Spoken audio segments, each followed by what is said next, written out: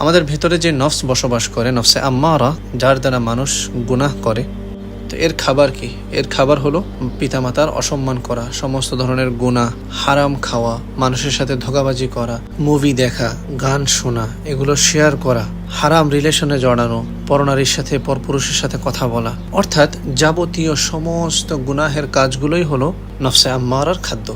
আরেকটা হলো খাওয়া দাওয়া করা। আর যে নফসে মুতমাইন্না আছে, এর খাবার কি? এর খাদ্য কি?